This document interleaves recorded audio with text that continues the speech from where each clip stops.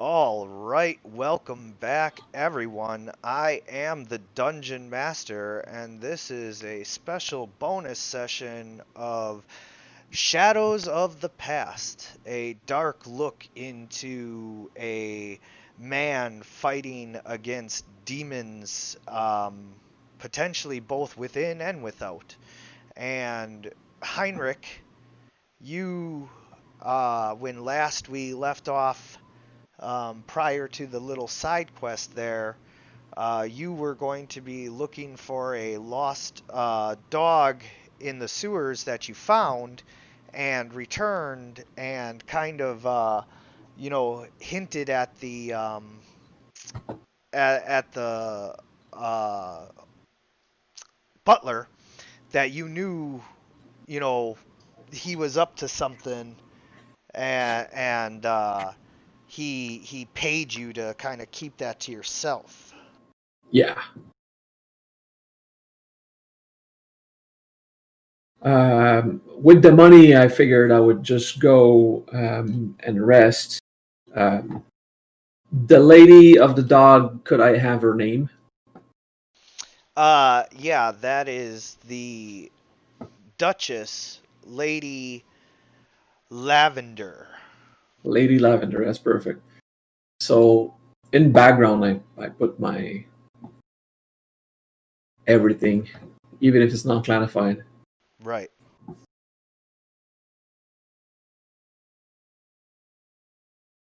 Lady Lavender, dog, lady, uh, I would say noble.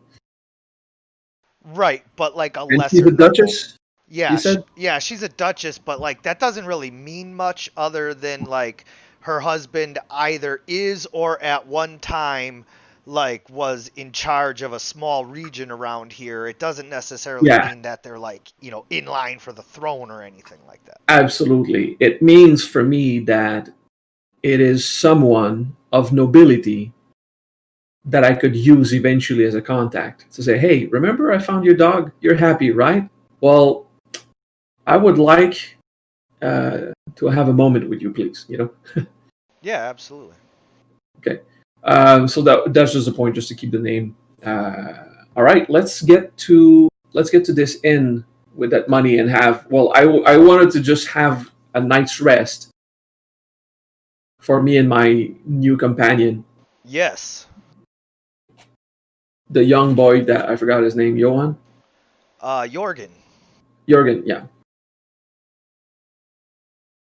All I see now is a forest. So do we use theater of the mind for the inn? Well, the inn is kind of a less important, location to Yeah.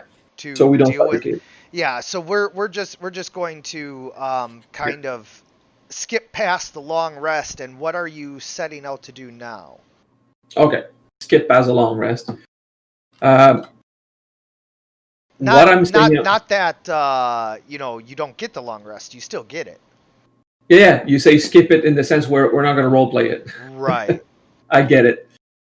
So if I go to core, just make sure that my stats are full, and they seem to be. Okay. Basically, it's my health and the time. Okay. Um, now that I have a bit of money, I want to go to the poor place uh, where I found Jurgen, Okay. because I will want to rent a place for myself and pay monthly, for example, to some kind of landlord. Okay. And yeah, so maybe we could act this, Yes. All right. Hold on. Let's get you over there with Jorgen. because I will want to set up a workshop where I fabricate my trinkets. Being an alchemist and a tinker, there's so much I can do on the road with my little portable kits. I want to set up a place, and I am pretty sure it would not cost much to just buy scraps from various artisans to make myself a stash. Sure.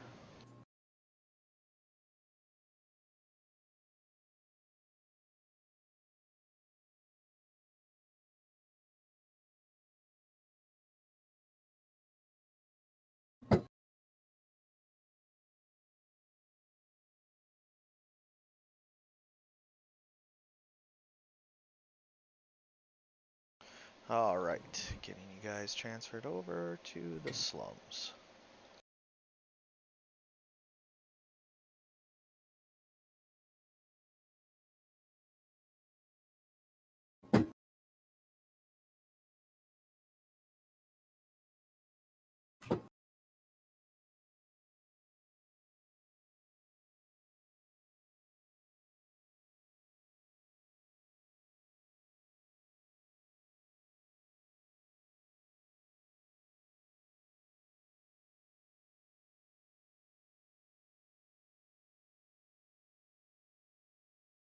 And it is daytime. All right. I see nothing. I see a big black square. Yep, 1 second.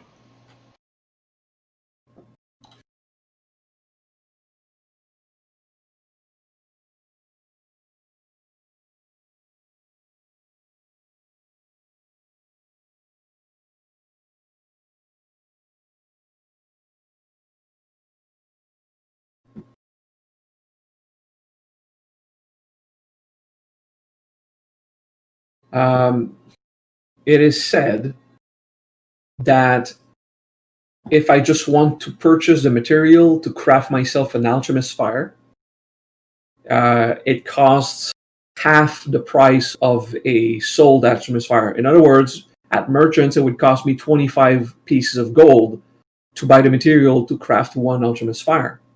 Okay. Well, as per the rules, when we make consumables, the crafting cost of material is half the price of the item if it is sold at a merchant. It is sold $50, so it would cost me 25 to buy the materials itself. Okay. That's a fortune. It's an insane amount of money. It is like this is known for many crafter. It is unbalanced. Simply because a longsword could cost me $10 and one use alchemist fire that does 1d4 damage a few times would cost 25 gold piece, which is it's really unbalanced. When you think about it, the longsword, you have to get right next to them and attack each time, and you can be disarmed. With the alchemist fire, you can throw it from a distance, and even though it only deals the 1d4 damage, it can also catch things on fire and like do. Well, it deals it until you put it out. Well, So that too, So, and then I agree. Also, the last caveat to that is even talking about relative effectiveness and all of that, it just comes down to the rarity of somebody being able to make it and the materials and all of that as well. A steel longsword is very easy to make even in a medieval economy, whereas alchemist fire would be very difficult. Absolutely, and that is why an alchemist fire costs 50 gold piece, because there's an alchemist is supposed to be a rare thing. Although my character is an alchemist, and I understand everything you explain for balance of price. What I want to say is, it costs 25 gold piece of material unless I acquire the materials through other means. Would you agree to that, or would you impose me to go to a shop? Well, okay, so like let's say, just throwing out a hypothetical example that doesn't matter, so it's not. Let's not get hung up on technicalities, but let's say that one of your ingredients is cinnamon, right? Yeah. And you can either go buy cinnamon at whatever price they're charging, because some of them, they might not be charging 25 gold pieces for 25 gold pieces worth of cinnamon. Maybe they're having a shortage and they're charging 30 or 35 gold pieces for the same amount of cinnamon. And then, somebody else might have a surplus and they might be charging less. Either way, the amount that they charge is not always going to be a set fixed price. But then also, even more so on top of that, let's say you can go out and find some cinnamon, right? You know where to harvest cinnamon from. You could go out and collect that. But if you have no clue where to get cinnamon from, then you have to figure it out. So for an answer to your question, you can obtain the magical regions needed, but it doesn't always work out the way that you would want it to. Sometimes there's a whole adventure involved in having to go and find it, and sometimes you just can't find it, and like all of that. So Yeah. like, just because you say, okay, I want to go find some cinnamon, like, I don't know where to go start looking for cinnamon. I don't even know what part of the world it grows in, and I imagine that it's that way for a lot of people. So basically, um, I have ideas, and every time I say a phrase, you go with an entire chapter of explanation, which actually allows me to understand you, and I don't mind that. But I will continue in my explanation. Yes. Would you agree that an alchemist fire is not magical fire? It is natural fire caused with chemistry, basically. Correct. An alchemist uses arcana to make magical things. But there are things that are non-magical, that are common items, like that an alchemist can do during a long rest. Right. If you read the rules about Yes. alchemy, Yes. an alchemist, if he has the components, he can, and basically he would use any kind of grounded rock, anything with zinc or magnesium, sugar, a handful of manure for the nitrates, and he could basically do an alchemist fire. It's just a question of, it's like in real life today, if you have gasoline and styrofoam, you make napalm, or C4 if you had more styrofoam. So it would cost like $5 to make a pound of C4. Right. For anyone who knows how to actually do that, So it's just a question of, if we use the basic chemistry that we understand in the world, could we say that I experiment and try to find the good balance with things that would cost less? And it just has to sound logical, because usually sugar and magnesium set on fire would just explode and do a little bright light, and stuff like that. Okay, but So I don't know how you see this. Oh, how much creativity you would allow me to go, because my objective is to have alchemist fire as a secondary weapon. I would tie a bottle of alchemist fire with a bottle of oil to automatically encourage the spread and stuff like that. I would compose things. If I have gunpowder and shrapnel, I'd put this in a pouch of gunpowder and shrapnel so that it explodes in 10-foot radius shrapnel when I throw it. I would combine various things to make explosive weapons. I understand what you're saying 100%, and um just to get the answer out of the way first, yes, I do allow for, forms of creativity as far as all of that is concerned. That being said, like, we also have to remember that a lot of this is like modern science, modern understanding, and all of that. And so, like, you know, no, you're not going to be able to just like do everything we could do just because, like, that if you split an atom you can make a huge explosion. Like, it doesn't mean. Absolutely. Right. It has to be in the context of a medieval world, of course. Right, and that's what I'm trying to Absolutely. say. Yes. Yeah, okay. So I'm just wondering how far we can think about this. Because I know that if I'm a solo and I don't have equipment to fight, uh, a horde of CR-18 will kill me. Sure. And that's the point. I need to find a way. If we end up by saying that in the end it will cost me 25 gold of material or a shit ton of effort to get one alchemist fire, then could we agree also that finding 25 gold is not insane? It would be easy at one point to just manufacture them in series instead of. Yeah, well, I mean, it's kind of gonna be like ebb and flow, like, to where you'll get a bunch of treasure in one encounter and then no treasure for like a couple encounters, and Yeah.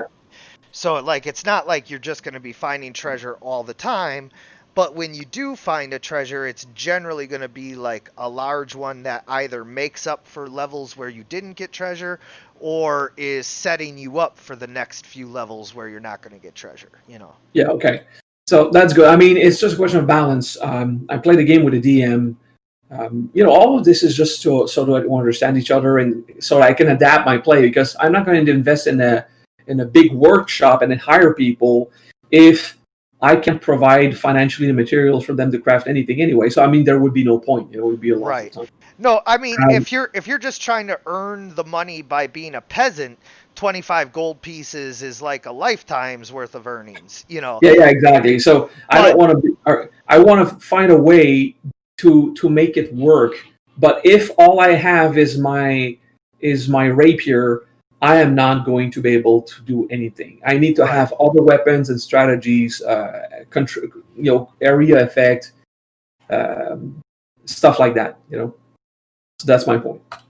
Yeah. I did take alchemist and tinker as two professions, Okay. so that I could tinker stuff. A tinker can do a chain, shackles, Yeah. arrows, stuff like that, but not a bow. That is exclusive to woodcarver or smith.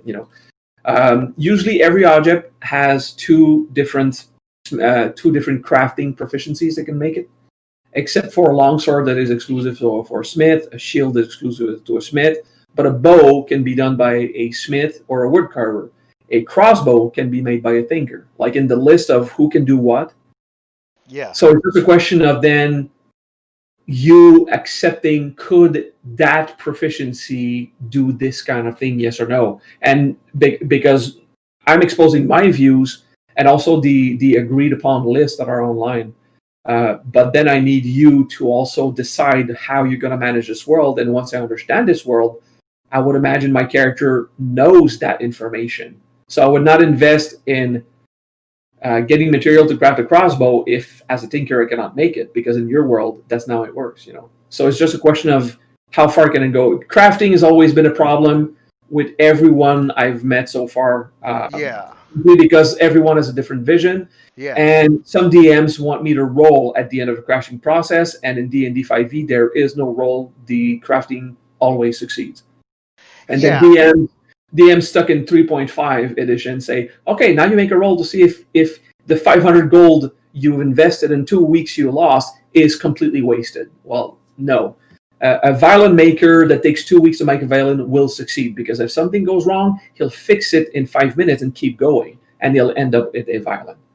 At every attempt. Well, I would agree that like the part of the cost and time and all of that is like, finding out that you had an inferior piece of wood, taking the violin as an example, finding out that you had an inferior piece of wood and having to start over and hone down another piece, Yes. so like I would agree that like there is a certain amount of like error programmed into the whole crafting process in order to make it less about like, Guarantee. yeah, less about whether or not you succeed or fail, and more That about, topic is covered in Xanatar's Guide to Everything. They call it right, complication rolls. right, So when you craft something, there is a complication roll. It's not a failure; it's a complication that, right, and there's 10% chance a complication could happen. right. So it's just like But for me, I had a just conversation two just to weeks ago with explain a just to explain why like I still like a roll, it's not about the 3.5 succeed fail. There's no set difficulty class in order to like make a good one or not. Basically, my whole theory on it is that you have a 90% chance to make a functional item of the type that you made, to where like degrees of master work craftsmanship aside, yeah, sure, the Stradivarius violin may be the very best, but any violin maker worth his salt can make a violin that's going to work, And so, But it's not going to be a Stradivarius. but it's not going to be a Stradivarius, but Yeah. it's gonna work just fine. And yeah, some of them are cheaper than others, but like overall, if it's not a Stradivarius and it's not a complete piece of crap, it falls in that 90% in the middle range somewhere. Yeah. You Would you agree that if there's a 10% chance that the product is cheaper, nope, that it's just logical to say that there would be 10% chance that the product is more exquisite? I was gonna say it's 10% chance that it's not a normal item. 5% of that is if you roll a 1, basically like there's a unseen fundamental flaw in the item to where if somebody uses it and rolls a natural 1, there's a chance that it could break. You know, whether it's a sword that has a fracture in it that went unnoticed, or is whatever. If you use it for a rolled skill and you roll a 1, you could break that item. And then if you roll a 20, it's a masterwork item and it's superior to other items of its quality, and either it gets a +1 to something or whatever. It has a special benefit to it.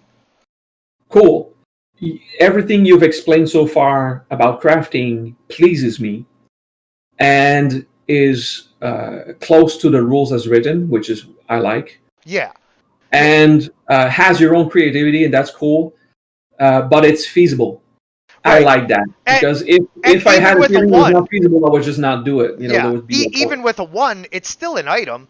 It's just, then if you made a sword and somebody's attacking with it, if they roll a 1, it could break. Not even it does break. It could break. So. Yeah, so that is just logical. Like when you make shackles, the shackle is one thing that I like to create myself. Sure. And to use. Okay, it's a practical thing. A shackle that is said to be DC 20 on strength, that would mean that every criminal that is in jail has a 5% chance of freeing themselves. Right. That means 5% chance of any people that are jailed have a chance to get out. Yeah. Who the hell would use shackles that breaks 1 times on 20? No one would ever buy that. Right. It has to be impossible. So the idea of shackles of DC 20 is ridiculous. The shackles at the base should be DC 30. So meaning that a absolutely insane barbarian with lots of strength could succeed, but the common folk would never, ever, once in a 10,000 times, be able to free themselves of shackles that are made to keep criminals tied to a post or whatever, Right. So this is kind of the balanced thing where on a 20 automatic success, it just doesn't, it's not logical. Right. You that made an entire population so, would, so good that has to be able to hold. Yeah, and then normal shackles still have the DC of 20, but that's because they're kind of slapped together by someone to where they do have like weaker materials that can be, manipulated, and it's not so much that they're so strong that they burst iron chains. It's that the iron and everything being used has a weak point, and they sit there and they work the weak point until they can break or bend it. All right. It's all good. And then, I've explained my point of view of things. I agree with what you're saying. And just to take the shackle, since you said it's something that you like to use, I'll give you straight up how it would work. If you roll a 1 making shackles, then you've made an inferior set of shackles that not only could somebody like burst out of them on a 20, but if they do burst out of them, they're just broken. You can't even repair them. And then if you roll anything else other than a 20, it's just regular shackles. And then if you roll a 20, you would have made shackles so superiorly put together that it increases the difficulty class probably by like your craft bonus, whatever your total craft bonus is, that would increase the difficulty class by that much or something. Yeah, okay. The crafting bonus is the stats that you use plus your proficiency. So right now, for tinkering, it would be dex and proficiency, so plus 5. Yeah. Okay. Difficulty all of class this is 25. really pleasing. Actually, it is the first time that I have a conversation about crafting with a DM that understand the balance that I don't I don't want to have a free ride, but it must not be so insanely negative. 2 weeks ago, I told to a DM, your crafting rules are by far the worst in the freaking planet. They're absurd. They absolutely make no sense. The guy could not believe that a player would just bluntly throw a bunch of insults, but it was not insults. It was simple observation. Like, this is the seriously the worst crafting set of rules I've ever seen. It's all meant to make the player feel despair and not success, and Ooh. waste all your resource and your 6 months downtime to make an object that will ultimately fail because it is impossible to succeed. And the guy answered, well, for these kinds of roles, you just have to hire a bard, get blessing from a priest, and you just hire. What the hell, man? The guy Really? in your shop, he's not going to hire a freaking band of a circus to make sure his role works. And that it just didn't work. It was Yeah. too. Anyway, so things being said, I want to go to the slums. Let me go to the slums.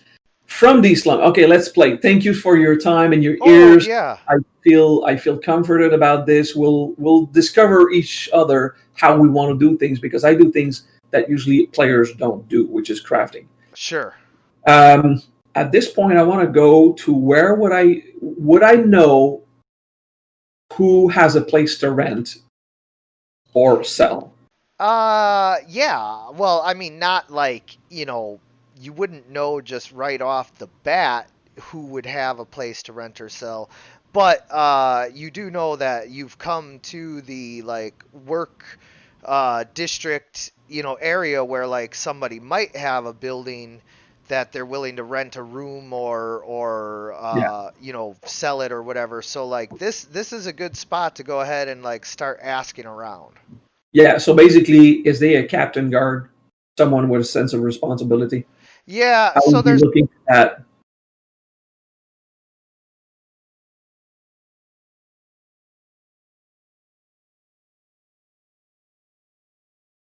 Did I lose you? Oh, sorry. You might find a guard occasionally, but not every time. But what you do see is a minor noble who appears lost and is walking away from the slums. I will intersect him, and I will say, "Kind sir, are you lost?" Yes, I seem to have wandered to the wrong side of town. You see, I'm not from here. I'm visiting from out of nation, out of country. Traveled very far, and I'm supposed to be meeting someone, and it appears I've been given bad directions.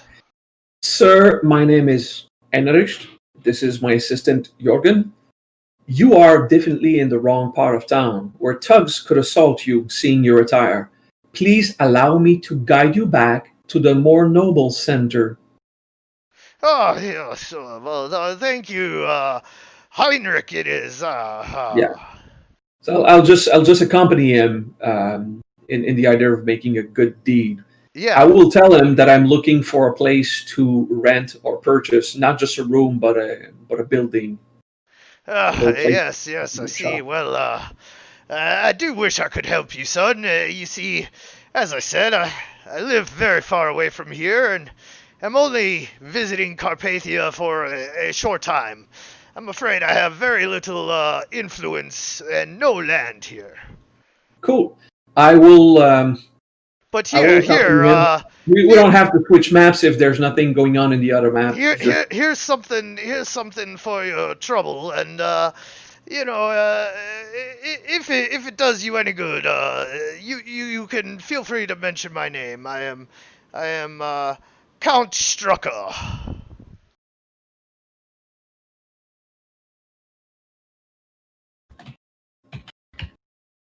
Count Strucker. Who and you were visit? Who were you visiting? Best not to say now, lad. Run along. All right, Count Strucker. So I've accompanied Count Strucker.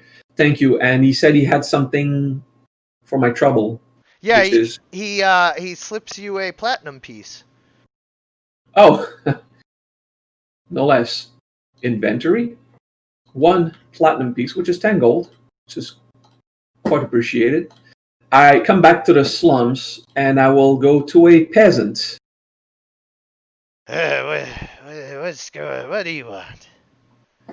Um, is there a landlord or owner who can I address myself to purchase a property in this area? Oh, yeah, man, everybody owns all the land, and what do we get? Get a fat lot of nothing. That's what we get. You'd best be going down to see the mayor, and he makes like the quotation marks, and so he gives you kind of directions over to the right edge of the map. All right. I go to where he has sent me. Yeah, and so if you walk down this alley, All down right. I then imagine Jorgen is always 5 feet behind me. yeah, I'll drag him over there. You don't have to drag him all the time. Yeah, but anyway, you come down the alley, and there's a guy standing at the base of a tower uh, behind the alley back here. All right. So I would approach him. Excuse me, kind sir. I was told to address myself to the mayor of the sector. Would that? Cedric, he thinks he's so clever. I'm not the mayor. I just organize things around here and keep these peasants from bashing each other's heads in or slitting each other's throats over a crust of bread. I understand so much. Kind sir, I am looking for a place to purchase or rent uh, to set up a little shop of my own. A shop, what kind of shop you looking to set up here?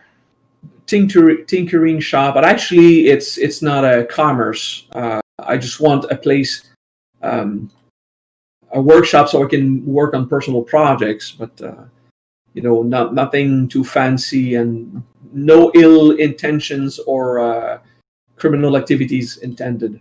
Just a workshop, and I come to these I, places because it's the only place I can afford. I'm not the Royal Guards. You don't have to, you know, pander to me about what kind of activities you're doing. I only care about one thing.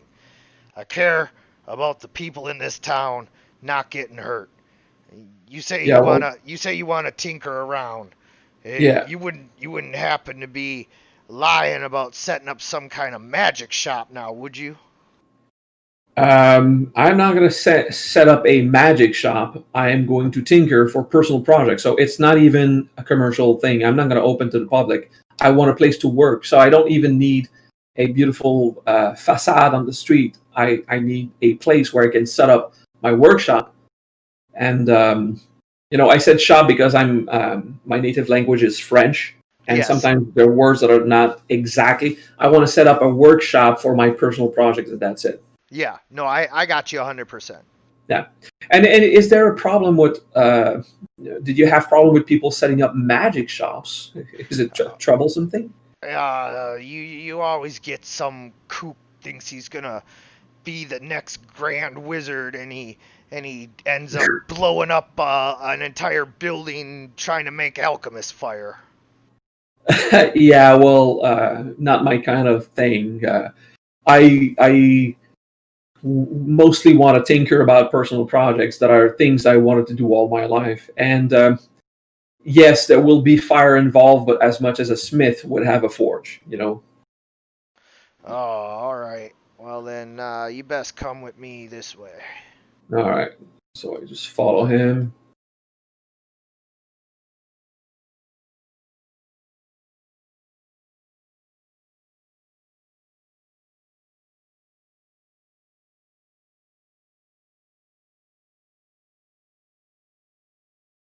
Oh crap! I went the wrong way. Hold on. It's back this way.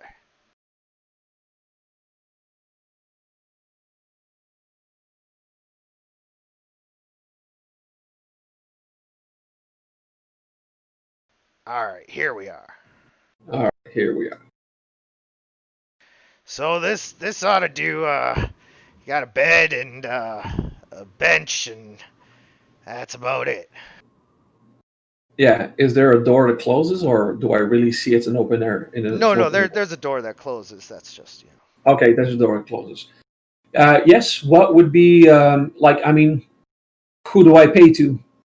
Who owns this place? Oh Can I well, purchase it? like I said, they call me the mayor when they think they're being funny, because I kind of organize things around here. The Yeah. owner of this building is McGulch, and we'll talk to him in the morning. But for now, you can just put a deposit down with me, and I'll handle all the details. A deposit of how much? How long you gonna be wanting this for? I will want to purchase it or to rent it for a few months.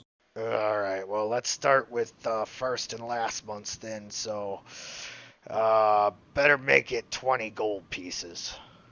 All right, so 20 gold pieces go to him. What is your name, mister? They call me Mayor McGunderson.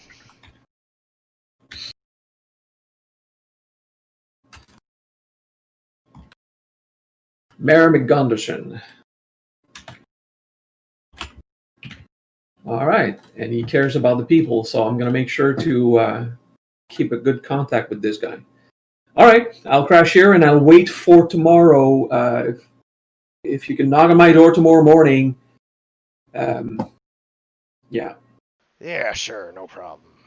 There probably is a food shop around here. I'm not talking to him anymore. Let's say we part ways. There has to be a way to acquire food for the day, right? Yeah. Yeah. So I would acquire food, rations for a few days. Okay. What would be the cost of that? Well, as you're kind of perusing around, you notice that there's a couple ways of getting food. First is you can go to any of the taverns and inns and get a hot meal prepared for you, you know, served up. It's a lot of stews and, Yeah. like mashed casserole type dishes. Um, and then the other way is there's like street vendors who sell like fresh fruits and sometimes like jerked meats and stuff like that. All right. I will purchase fresh fruits and jerk meats. So And, it'll and be let's say about a silver piece. how much? About a silver piece. Per ration. No, yeah, per ration. All right. I'll buy 10. So I'm now at 19 rations. That's a lot of food. You gotta empty out your backpack and stuff it with food. Yeah, and then I will go to my place and deposit it. Is Okay. there a box, something? Yeah.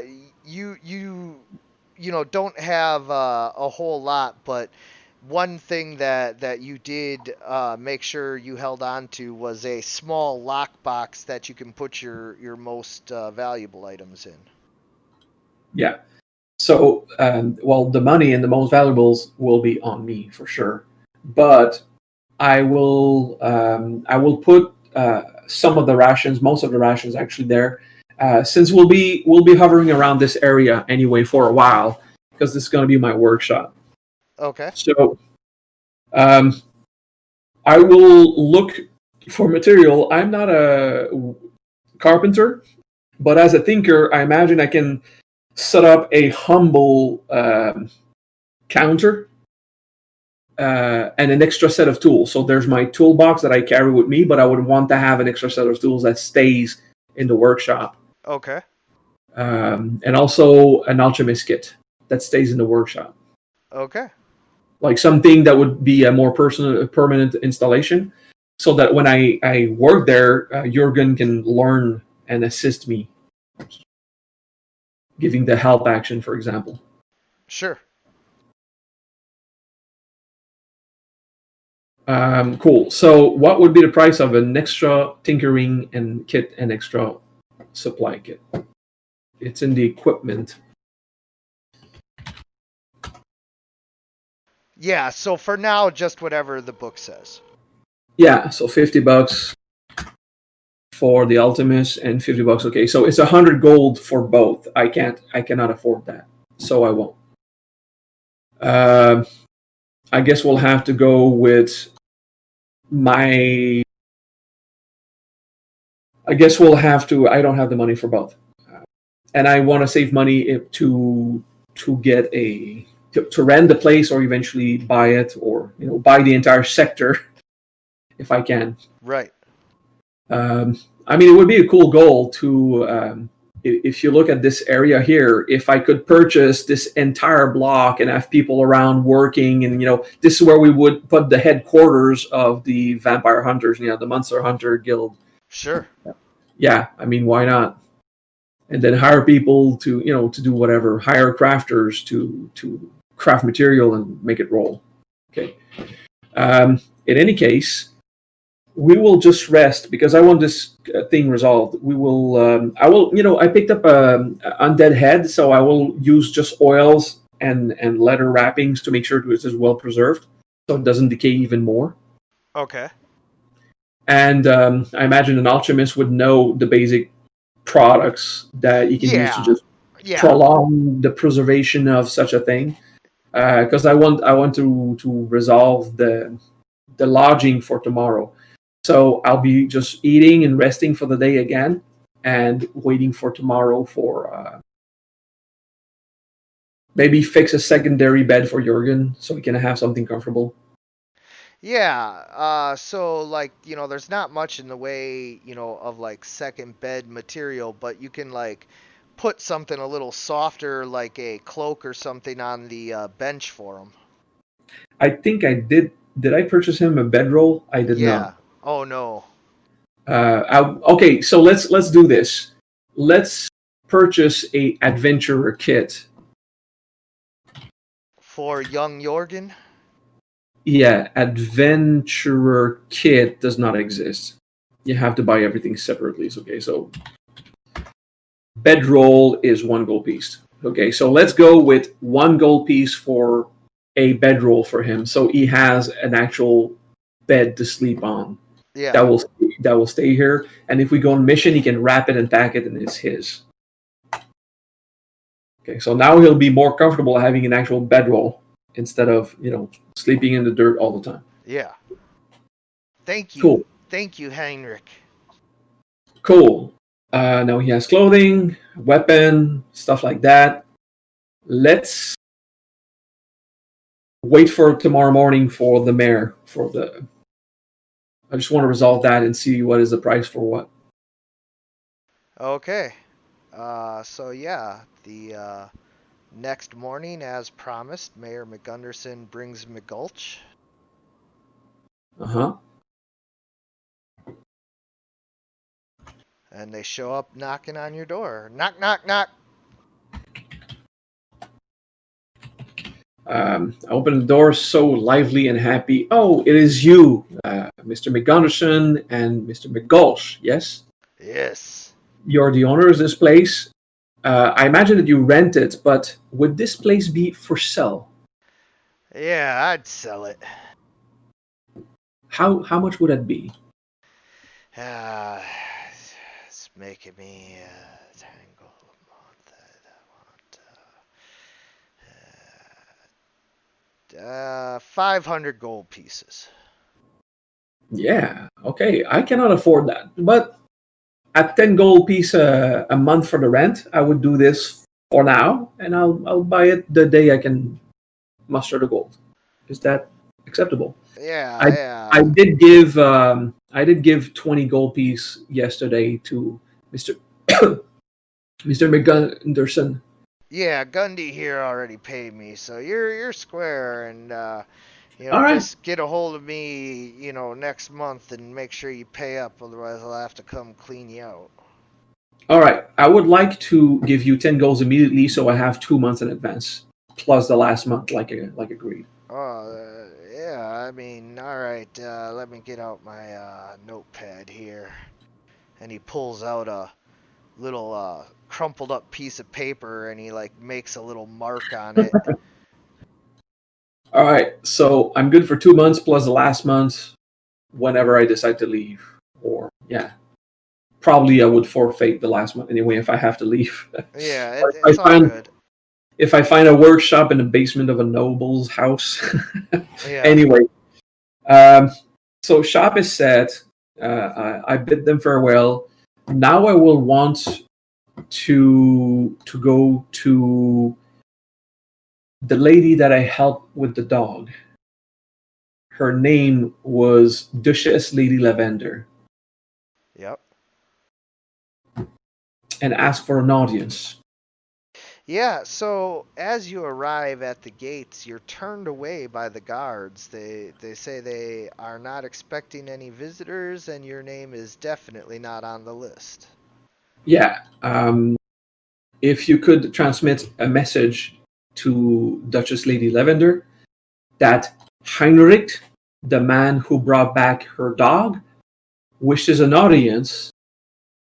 Um, Yeah, we'll pass it along. yeah.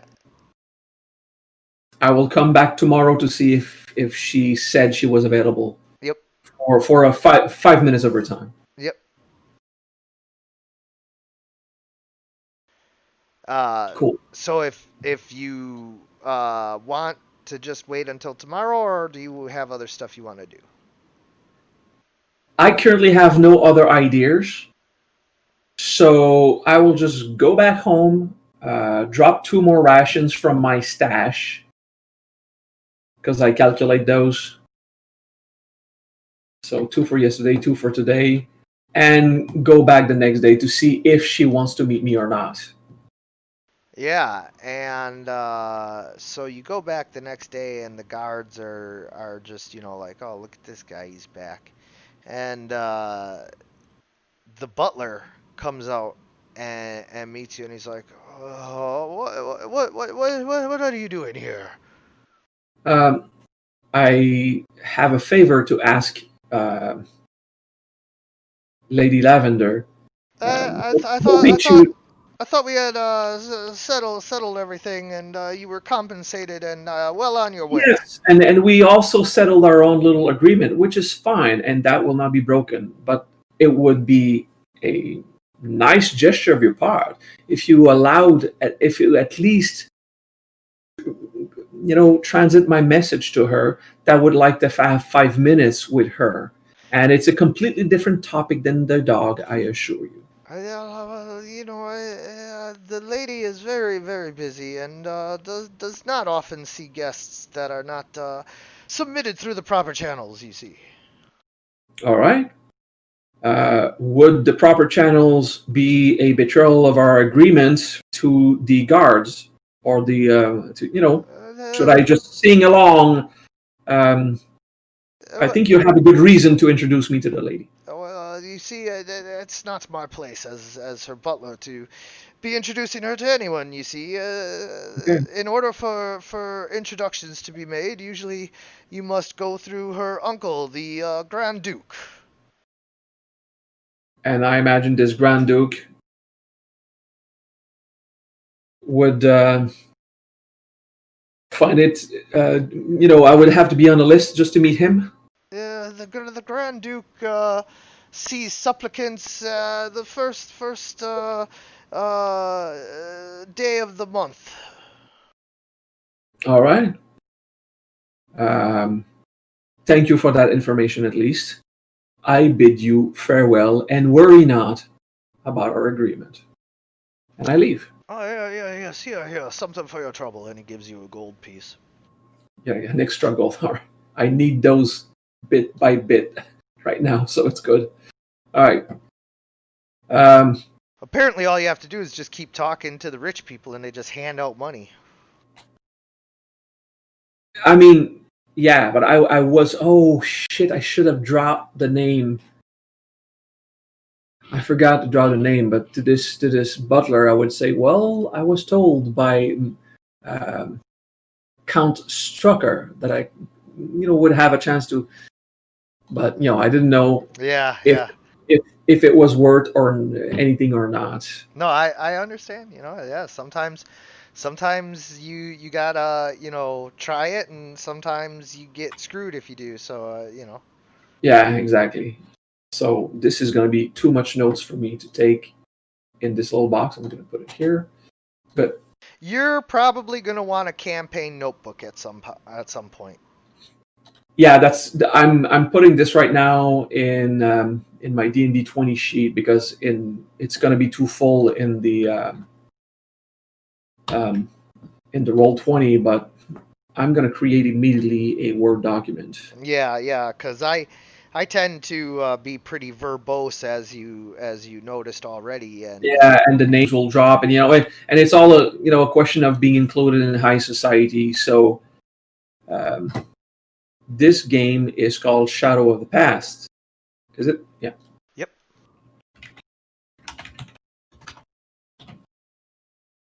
So this is title. This is contact list and names. All right. So I have this, and I'll also keep note there if I have a workshop, employees, whatever. This will be what it is. Yeah.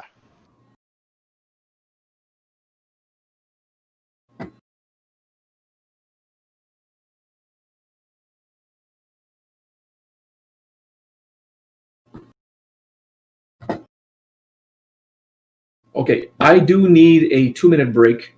Sure. Real life issue. I need to go to the bathroom. No problem. I'll be back. Yep.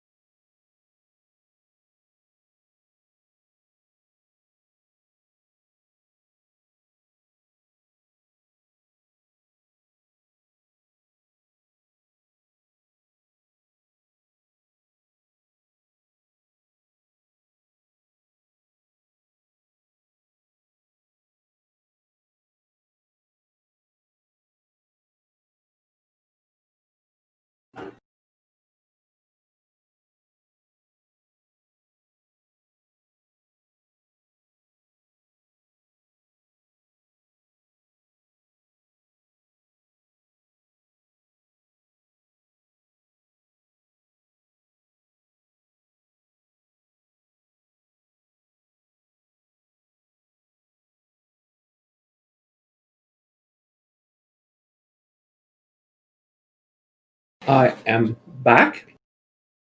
By the way, you have my permission to publish all the videos that you grab of our games on YouTube. I'm cool with that. Make it public instead of private.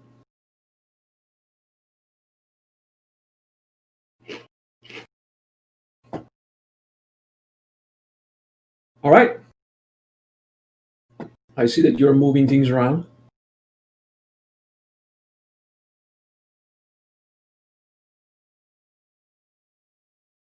Are you there? I can't hear you. Oh, so sorry. I had my microphone up and forgot. Yeah, moving things around a little bit. So yeah, Cool. what is the next step here? What are you doing?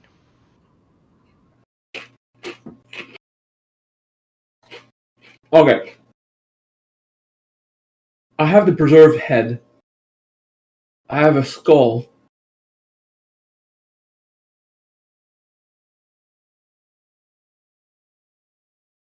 I have a skull and a femur of one of those important person in the von Liechtenstein. Yep. Cool. I'm aware that someone robbed the von Liechtenstein tombs. There are von Liechtensteins in this city, are there not? There are. Actually, what is this place? What's the name again of the city? This is Kiz. Can you spell it? Khiz. Okay, so Kiz is where I have my workshop. All right, just so I would know. I want to go to the nobles' quarters.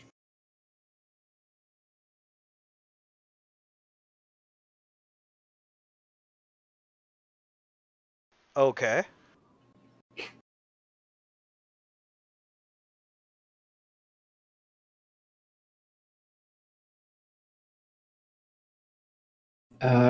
From the nobles' quarters. Well, I don't know if you're setting it up or changing maps or if it even exists. For right now, I still need to know like what's going on before I know. Okay, yeah.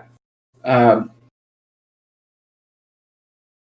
I want to go to a captain of the guard, like someone, a noble, who would indicate me where is the house of a von Liechtenstein. Hopefully, hopefully it will not be Aldrich. Well, I mean, you would know, where von Liechtenstein's live just from the circles you ran in. Oh yeah, in the past I do have past knowledge. So is there a von Liechtenstein that is not Aldrich or his residence? Is there other people? Yes. All right, I want to see those. So I Okay. go to the guard. I present myself to the gates, and I say, I am aware that the tombs of the von Liechtensteins were robbed recently. I have information. I would like to speak to a proper heir or someone who belongs to the line of the von Liechtensteins, and not just give the information to our guard.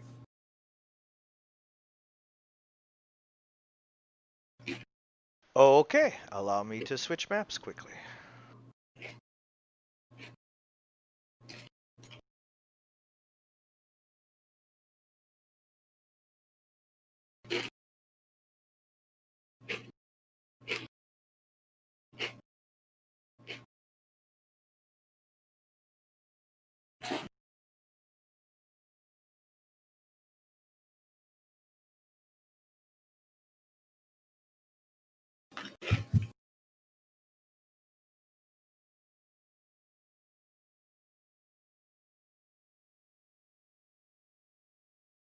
I'm shooting myself in the foot by doing this, but I did not take any valuables. In the end, even the necklace that I wanted to keep just to give me a financial backup, I gave it away, thinking this is going to hurt me too much if I keep anything.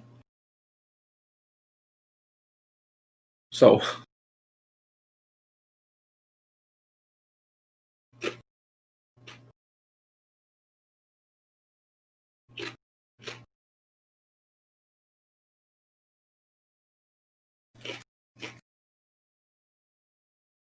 All right. Yeah.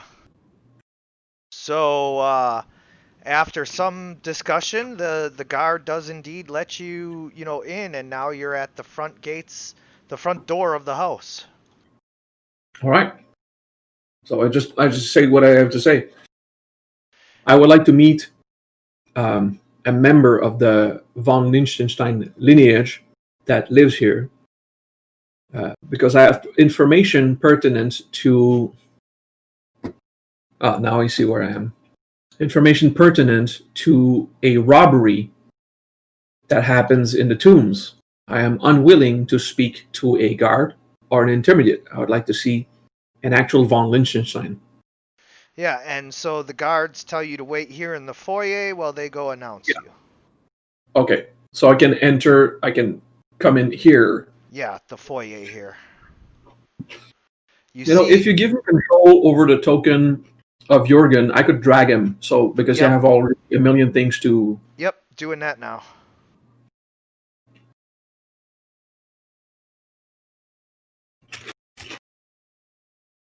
So even though you are the one playing Jurgen, when it's just about making him follow, it's easier. Yep. All right, and so this guard stands here with you in the foyer. There's a servant sweeping up along the wall, and the other guard goes back into the back room to talk to someone. Nice carpets. And then he comes back and he says, and the other guard says, and then he's like, terribly sorry, but Master von Liechtenstein is indisposed at the moment.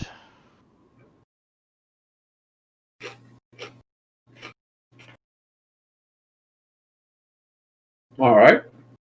I imagine the grave robbery is not that important for them. You know, it's not so much that, you see, as he has company. Oh yeah, of course. Could I set up an appointment to show up tomorrow morning or at noon if he would be more disposed, so I would not disturb him? I don't know if that's a good idea. And then suddenly you see a guard go flying through the doors and fall on his butt. And there's a dark, grim man standing in the doorway. And then he glowers at you before shutting the door. Did this guy look in any way undead? You can roll an insight or a perception.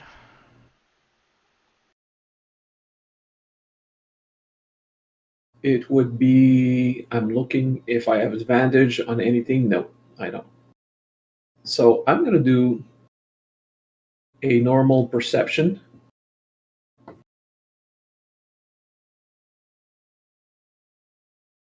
Yeah, so as you look at him, you do see his eyes glow in the dark slightly.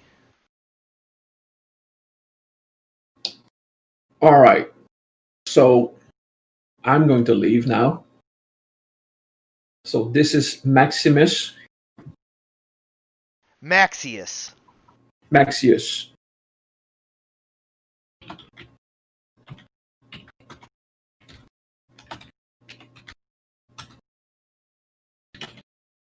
So Count Maxius von Liechtenstein. You don't know. He is not actually a von Liechtenstein. He is Count Maxius, Lord von Liechtenstein's finest general. Oh, okay.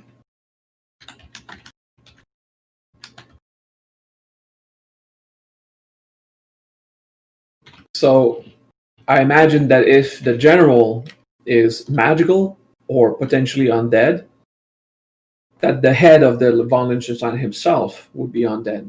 So going to them to speak of the undead menace is not the wisest thing. All right, so cool. I imagine that I have not seen that noble here. Right, you know who he is through like your circles, but like you didn't get a chance to talk to him. And Count Maxius, being here is strange, and he closes the door after throwing the guard out and Don't disturb me. Yeah, no disturb. like ever.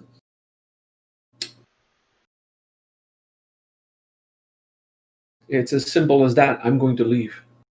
Okay. Where Um, where do you go? all right. So, okay. My plan is to present the head of the vampires to a noble who is ready to understand. I know that the von Liechtenstein would usually want to hear about the grave robbery because it's their freaking lineage. But it seems that the von Liechtenstein are too much into the undead tread to, once I meet them, I'll be under the crosshair. So I'll just get the hell out. Oh, okay. So I figure that I have information that is useful, but not to the von Liechtenstein themselves. I'll go to the simple captain of the guards. Actually, forget that entire line. I'm getting information about that. This is good, but it's still too big for me. What I need is to go to the central market, look at the post, and see if there's another mission for me, just Okay. to earn a bit more money. Yeah.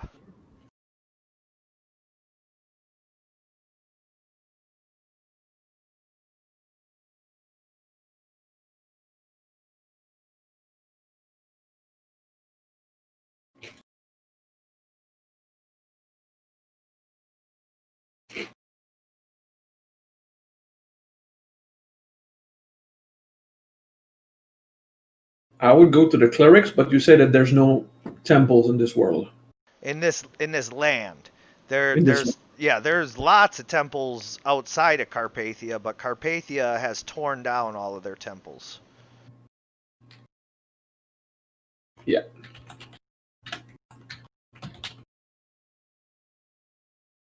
Is Kiz some kind of capital or just a secondary city? No, actually it's a Margrave. This is the ancient home of the kings before the von Liechtensteins ruled.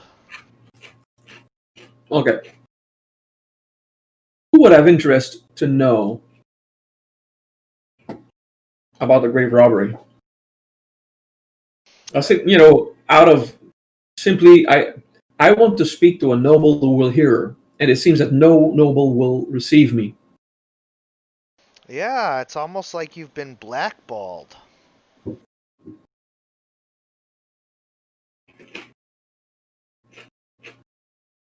So just having the help of another strong noble to fight the undead menace seems it won't work. So I'm going to focus At least on, not so recently from you being blacklisted from society. yeah. But to think that they don't even care about the information I have about the grave robberies. Ah, wow. All right, what's on the post? My Well, focus will well, you be don't you don't build my know own army. you don't know if that other guy cared or not. You just know that Maxius seemed to be in charge there right now, Yeah, as opposed to that guy yeah. who's actually pretty outspoken against the von Liechtensteins. I guess I will have to wait. That's the guess that I've Count Strucker, and that's the one that I've met. You don't know. But Okay, Count Maxius is not the noble in charge here. He is von Liechtenstein's general, and so him being here, you don't know why he's here. But okay. So I just have to wait for Maxius to get the fuck out, so I eh, can try to talk to the noble again. yeah, maybe. Maybe. All right. I don't like to give away answers too easily. But Yeah, for, of course. That's what I deduct anyway. So yeah, what's on the post? Let's spend time. Let's make money and gain experience. yeah. So going back to the post, give me just a few minutes here. I'm going to think about what is on the post while I get my dog some water. All right. I'm gonna also leave for another minute.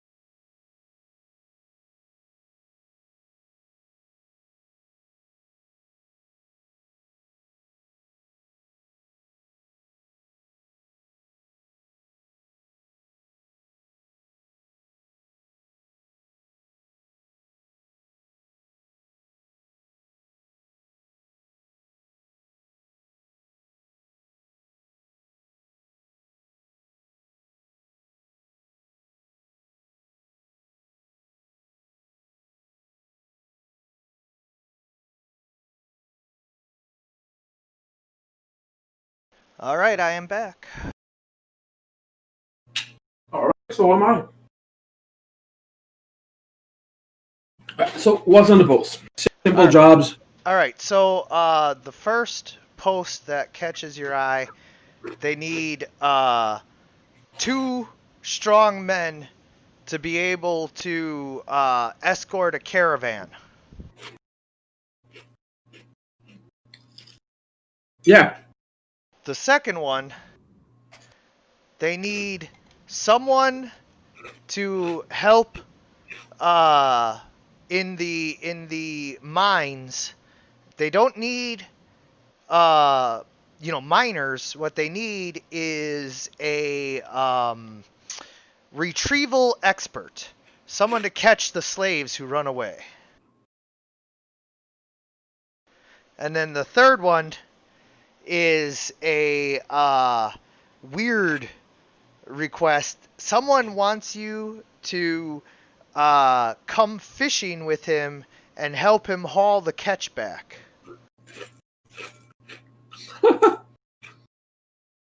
I'm not a strain build. I'm a dex build. So I'm gonna go for the mine. All right. So the posting is pretty simple.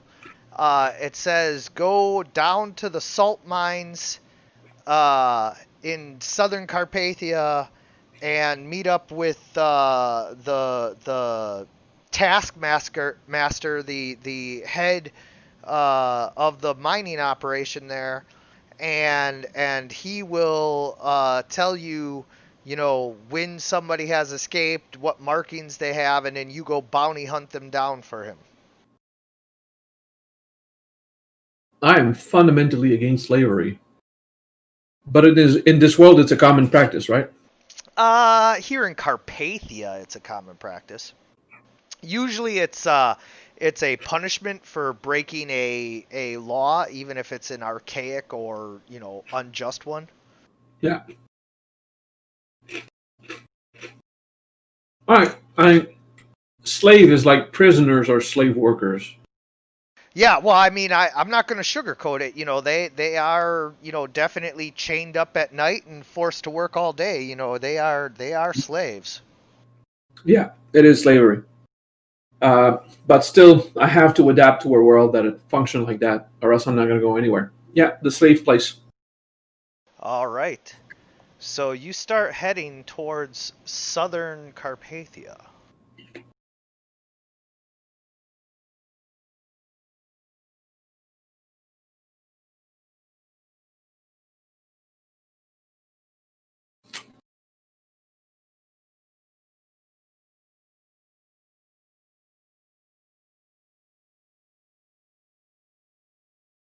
And first, you have to cut through the Carpathian woods. Yeah. The Carpathian woods are known as a haunted and monster-ridden place.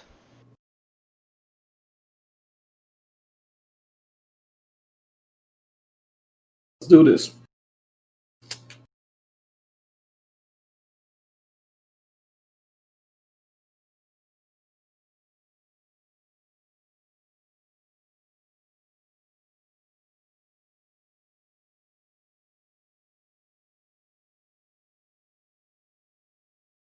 So, as you're marching your way through the Carpathian woods, it is getting darker and darker, but not just because the sun is getting lower in the sky, but also because the woods are getting very thick. You have Jorgen hold a torch as he tries to hold it up as high as he can to light as far ahead on the path as possible. As he does so, you notice shadows at the edge of the torchlight. Shadows that are moving around. Keep going. Okay, I do this. I go to carry token menu, carry below, hit the torch. I can't hit the torch. All right. This carry below torch. Yeah, and then it's in Enrig. Screw that. Still. So there, Jorgen is carrying a torch, but at one point he'll just drop it. Yep. Oh, you want initiative now? Yes, I do. All right. Where is that? Main initiative. Oh, no, on your token. I need on my token to click. Yep, click your token, and then And there's the menu. Yeah. Yep. Okay. And the initiative has the hourglass by it on your macros up on top. All right. It's done. I'm in the list. 7.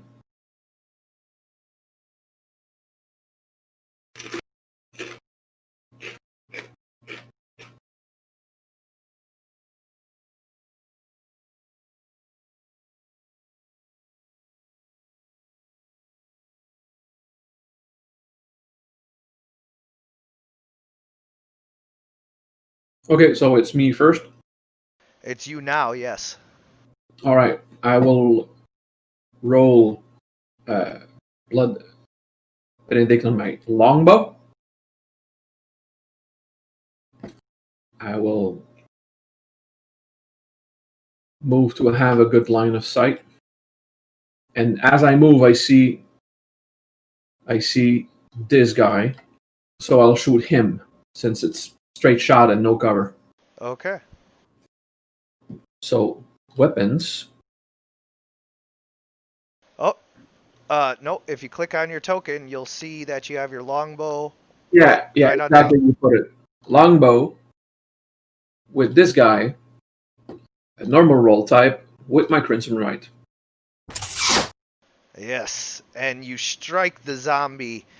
However, your arrow seems to deal slightly less damage, but your Crimson Right with the radiant damage deals full damage to him. Yeah, so it takes 3 more. So there's a Crimson Right and there's the Holy Right. There's 2 things. Towards undead, I have extra. Now that you set up I realize it's gonna happen also. Now that you set up a macro that adds a D4 from a Crimson Right, could you also set one up for the other one? Yes. Yeah, because it's for every time it's gonna be undead, I'm gonna say yes to that one too. So it's just an extra D4. Yep.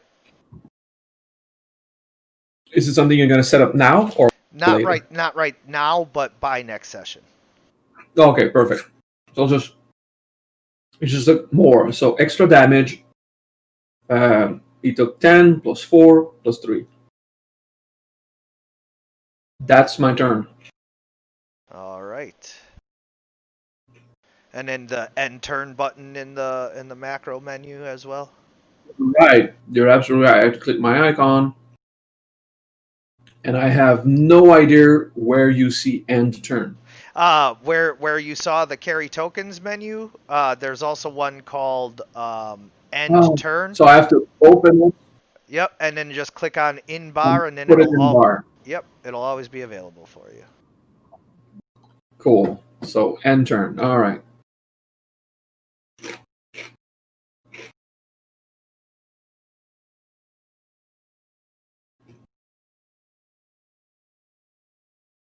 Just to remind you that you did not put Jorgen in the initiative roll.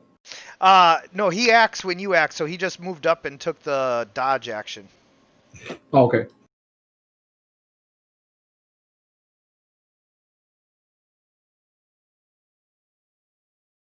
He actually has a sling. He would usually just stay back and sling. Yeah. The only reason that he didn't stay back and sling is because nothing was in his aim, so he got behind you. Absolutely.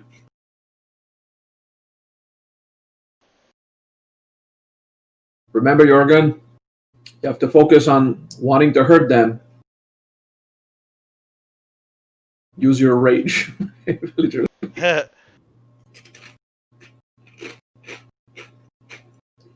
All right, I'm going to step back a bit.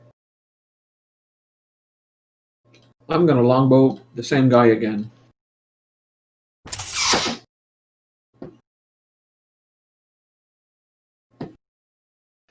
Plus 1d4. Yeah, and as you take aim at the same zombie. Again, it's not the arrow that seems to do damage, but the fire and the radiant damage kind of push it over the edge, and as your arrow strikes it, the radiant damage kind of fills it up with light, and its eyes fill with light, and it just falls to the ground. Cool. Okay, Jorgen, shoot and step back.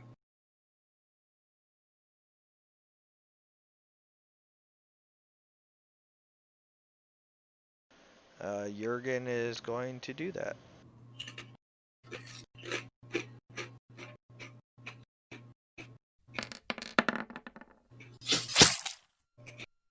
Hitting for 2 damage that doesn't seem to do much.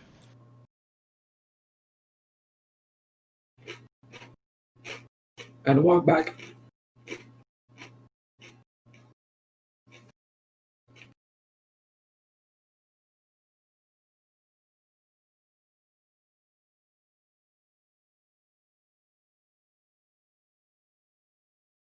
The zombies shuffle towards you. I mean, as long as I can just use this kind of action. Oh, wow. That was cool. So 7 of fire, 7 normal, and 7 of fire and holy radiance. Move back and turn.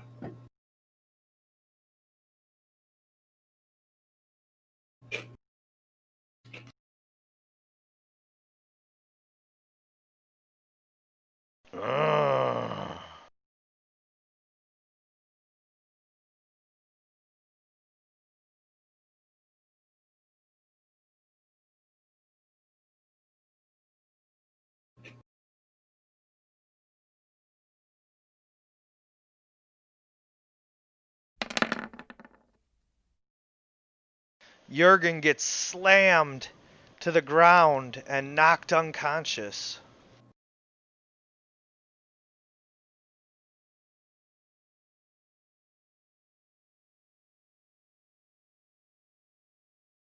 All right, drop my bow. Do a blood benedict on my rapier. That costs me 2 lives. I make 1 step forward and rapier this dude.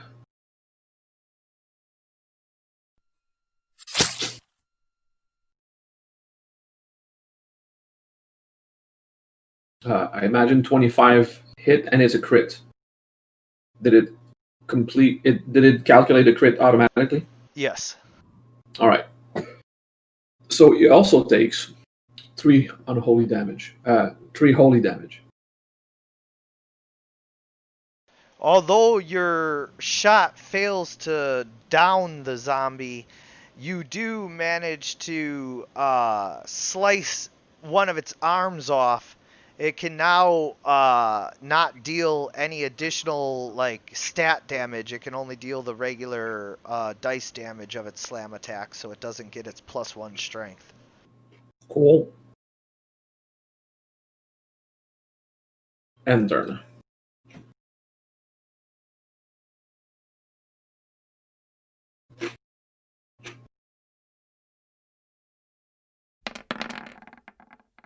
The other zombie attacks you for 2 bludgeoning damage.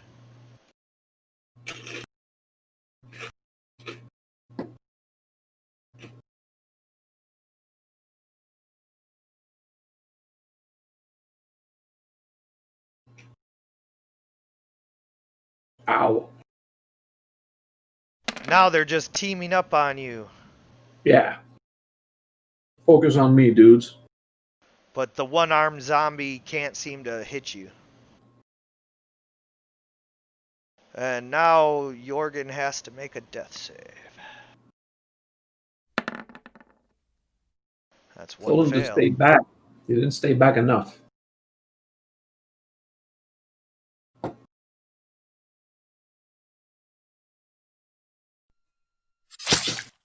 Oh, do you want the holy damage? Yeah. All right. Yeah. So the last strike on the zombie with one arm, manages to pierce him right in the face, and he makes kind of like the surprised face before his head explodes in radiant glory. Whoa.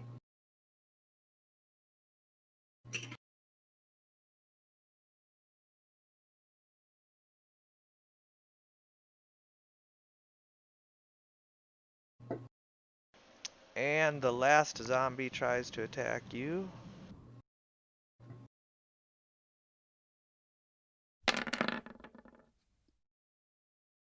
Plump.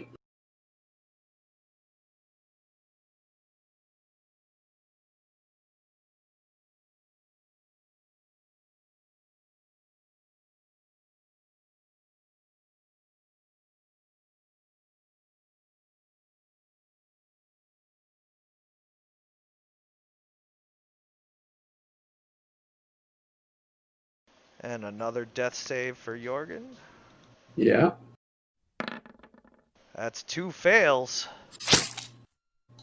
Jurgen's not gonna make it. Unless I stabilize him, but right now it's not a good idea. Does 11 hit? Yes.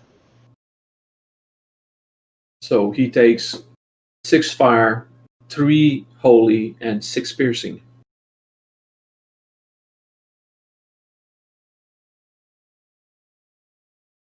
Yes, unfortunately, he is still in the fight. Yeah.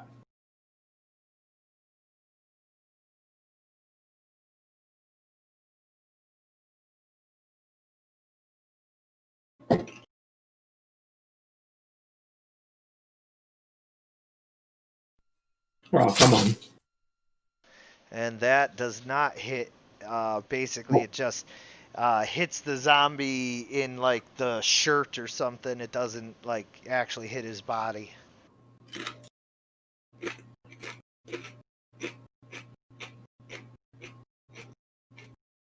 Oh, I have to click intern.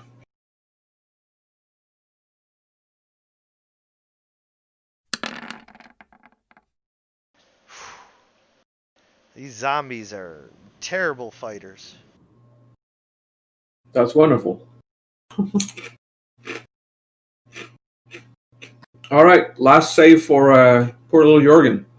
Well, let's not say that. Maybe he's got a few more saves in him. He's just got to make this one for now. Oh, he instantly is better and manages. Oh yeah, cool. Manages to stabilize himself. I imagine I finished the other with an insane amount of damage. Yes. So you deal another 13 damage, and the zombie goes down. And they don't even get their special zombie fortitude because you're dealing radiant damage. Well, for crafting purposes, I'll ask Jorgen, are you okay, Jorgen? Are you good? I think I wet myself. I think you broke something. It's worse than being wet, but it's good. You're alive. All right. We can't really do anything to help you until we rest. So until then, let's. We got zombies, so I'm gonna take as an alchemist. I want to take probably a component of the zombies and put it in vials Okay. and little containers. So I would take zombie brains and a little bit of flesh. Okay. I mean, is there a heart in there? Yes. Yeah, brain and heart. That's usually the best. I'll call it.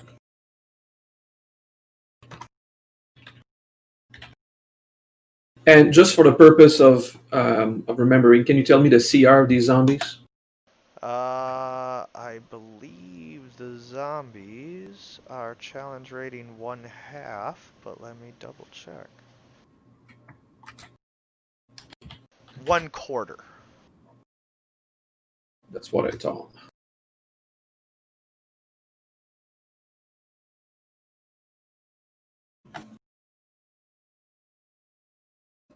All right, so 3 zombie brains. Well, do you want me to roll anything, or just I'm careful and I extract them? How do you see this? Well, I mean, how intact do you want them? Also, the one zombie doesn't have a head. Oh yeah, so there's one zombie that doesn't have a head. You know, for alchemical potions and stuff, I don't need them intact. I need the matter that composed it. Yeah, so then So you don't even if have it's to. slightly- Then you don't have to roll. It's just like cracking a coconut. Yeah, exactly. Just take the brain matter. CR 1/4. So do all of them have a heart that is worth taking? I mean, worth is your determination, but good enough, yes. Yeah, good enough to eventually craft something with it.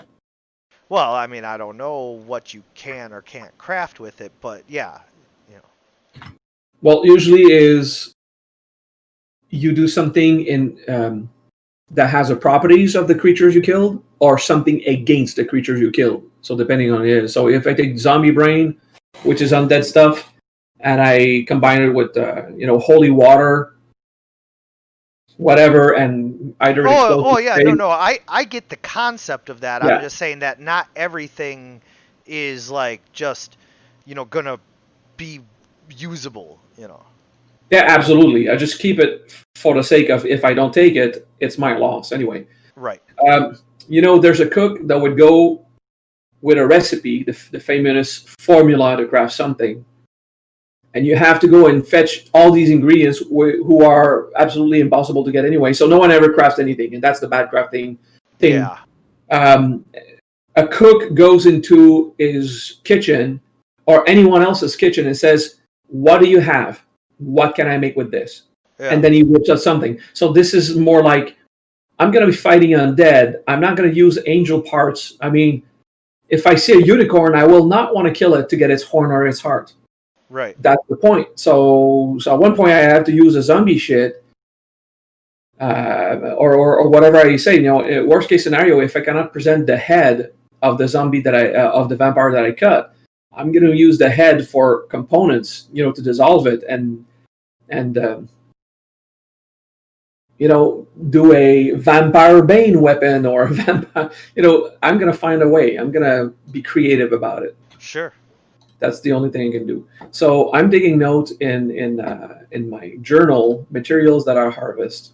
Okay, and I imagine zombie flesh would just smell shit like rot. So I oil the brain and the heart, put them in my leather wrappings, and we're ready to move on. I say, come on, Jorgen, we have to move.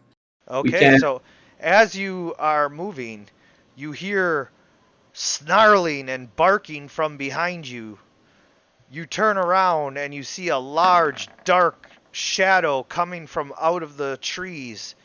It is a wolf, and it is hot in pursuit of you. All right. Initiative.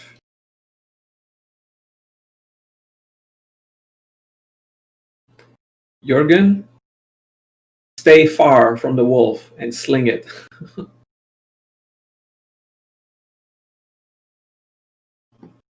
All right, that will be a longbow with a crimson right. A dirty 20. No holy damage. Unless it's a holy beast. Unholy beast. Nope.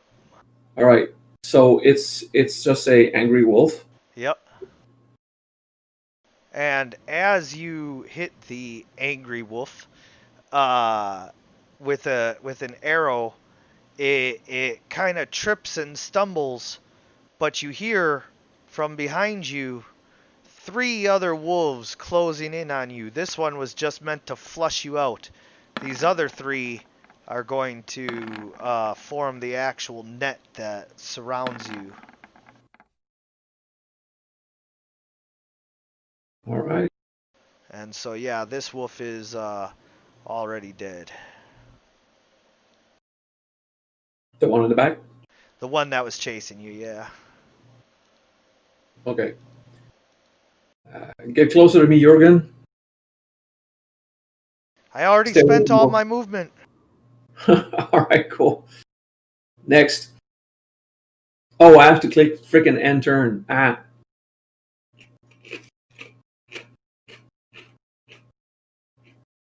I don't see him. I see nothing.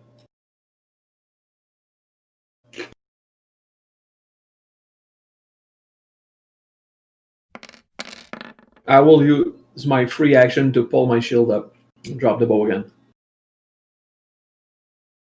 The wolf charges at you and tries to bite you, but you get your shield up in time.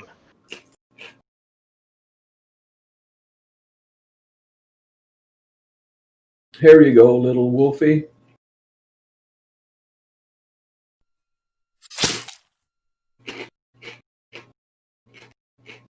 The wolf gets hit by your rapier, but seems to still be able to fight.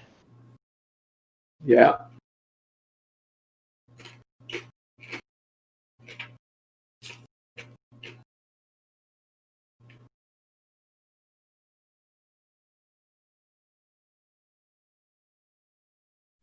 Jorgen tries to sling him.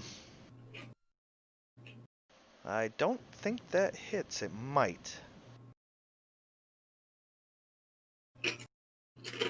Ah, yep, just hits. So the wolf takes an extra 1 damage from his sling. Yeah, that's good.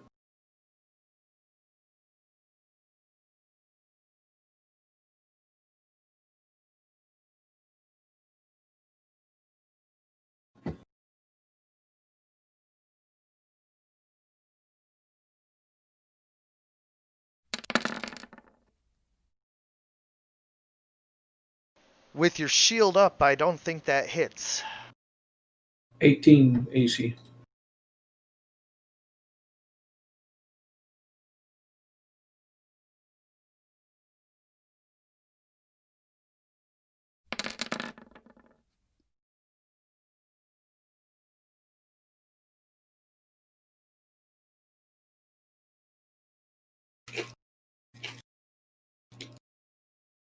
Most of my AC is dexterity also.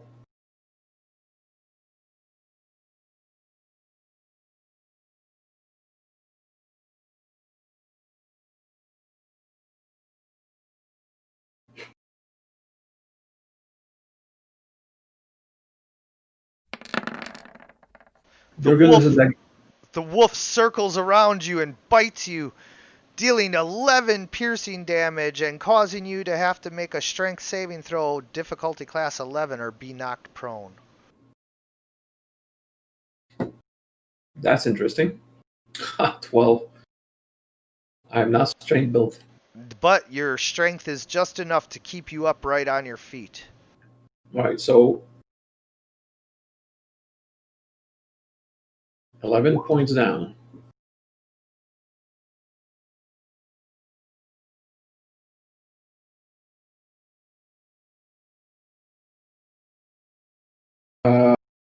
My focus is to finish off the one that will be easy to finish off. If I just hit him, yeah.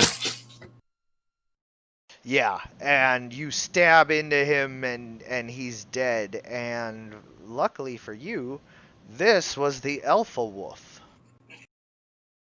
Oh. So now you get a free intimidate check against the rest of the wolves. Kills.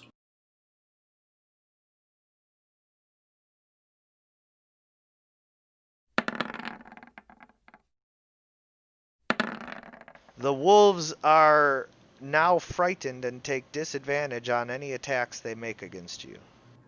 All right.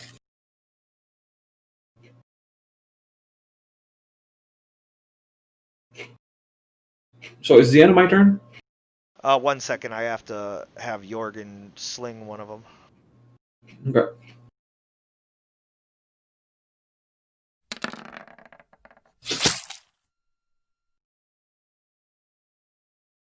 There we go.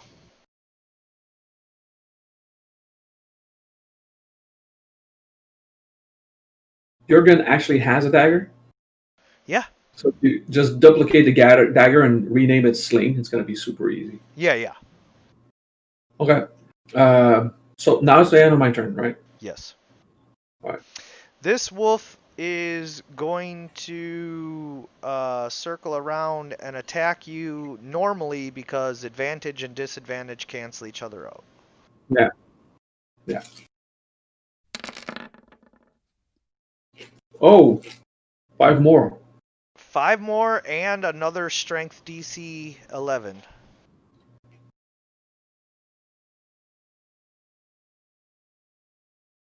Ooh. You are I'm up knocked again. prone.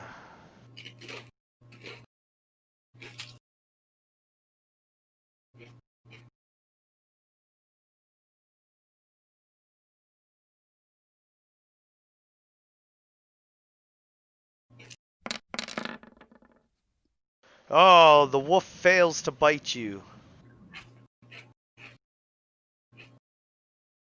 Alright, it's your turn. I'll use my half of my movement to stand up, Yep. and I will rapier this guy. Does not hit. Unfortunately, the wolf dodges your rapier attack. Jorgen tries to sling him again.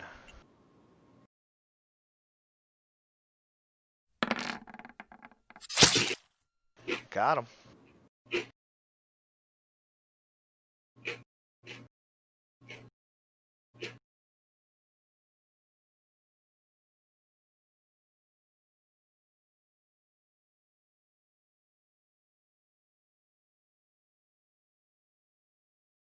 This wolf tries to bite you.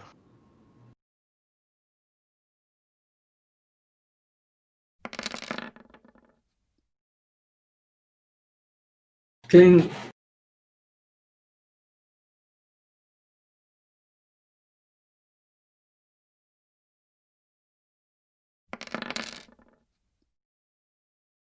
Oh, you are just spinning around with your shield blocking everything. Which is okay.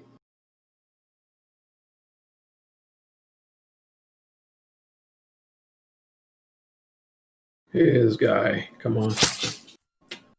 Yeah, that's not good. Right?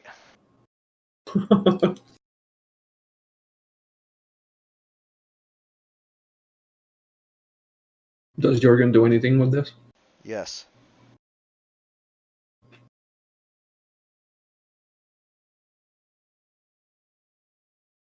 Two hit points.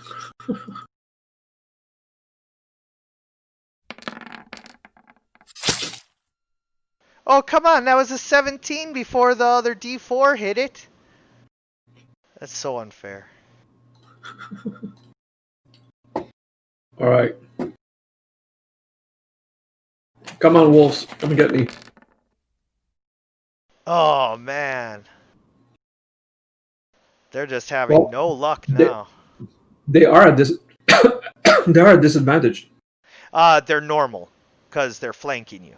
Oh yeah, they're flanking.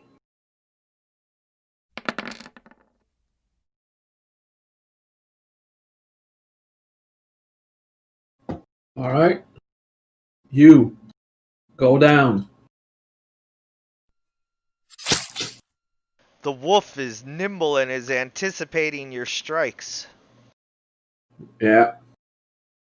Jorgen, finish them off. I'm gonna take a rest. I keep missing. Oh, so do I now.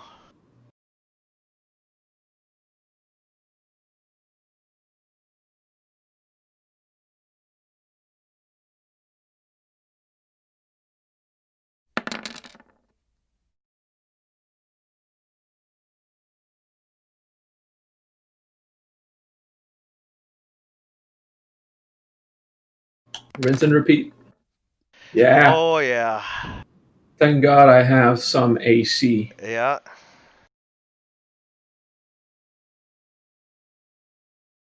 Let's just go down. Good. And you stab right into the wolf, who yelps and goes down.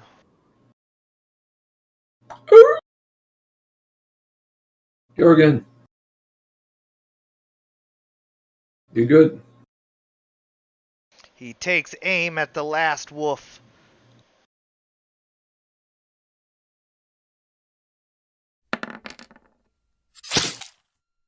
Just hitting it.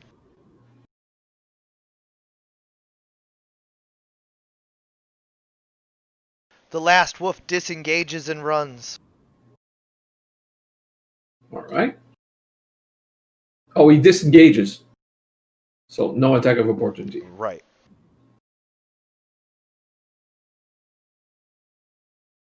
All right, little Jorgen. If we take time again to do something, I mean, the pelt looks cool and everything, but I will just try to pull out with my pincers the teeth, the fangs, the most important fangs. Yeah, I mean, it isn't like easy, but it's easy enough. Yeah.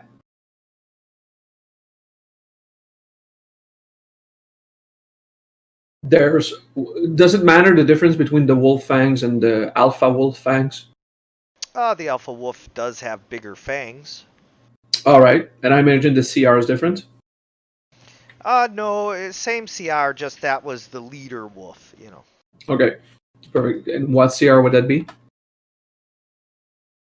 Wolves are CR 1 or 1/2? Let's check it out. Yeah, they're 1/4.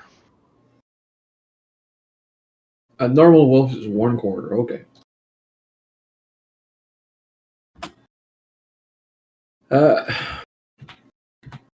I'm gonna say 4 fangs.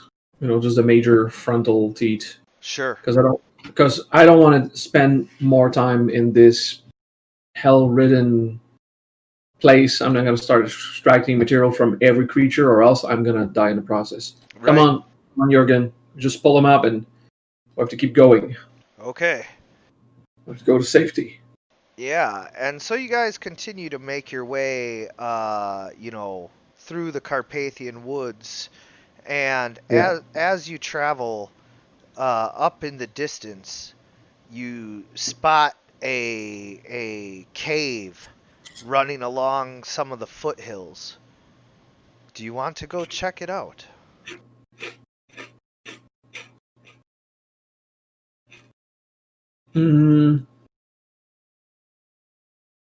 A cave, I think, is unwise.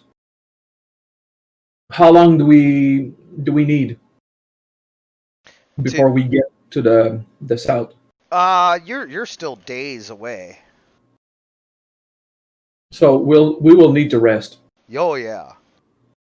The cave could be a safe place if it's not habited by something. Could be. All right, Jorgen, we're going to be stealthy. I'm going to take a peek in that cave. So as you guys approach the cave, you can see that there are bones strewn about outside the cave, and you can see that something has disturbed the stone and earth here. Does it give me any sign that it was the wolf that lived here? You can't really tell, but you can roll a survival to check the tracks and see if you can tell. Yeah. So. Or actually, I'm sorry, knowledge nature would be to tell what types of tracks they were. Cool. It's not an advantage, so we only take the natural 20, the 21. Oh, only the natural 20, huh? Oh well. All right.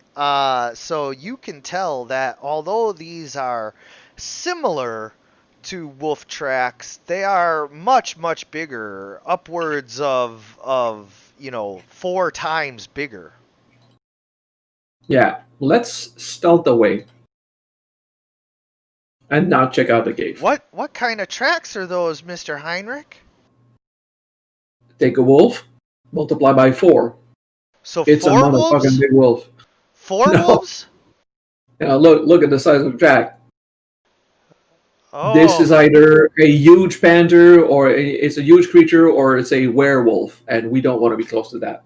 We just go away. This can kill us too quickly. Let's go. We need to rest. Everything can kill me. Yeah, pretty much. This is true. You're weak as shit.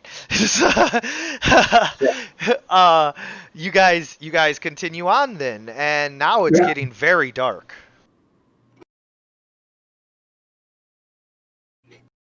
All right, I want to scout a place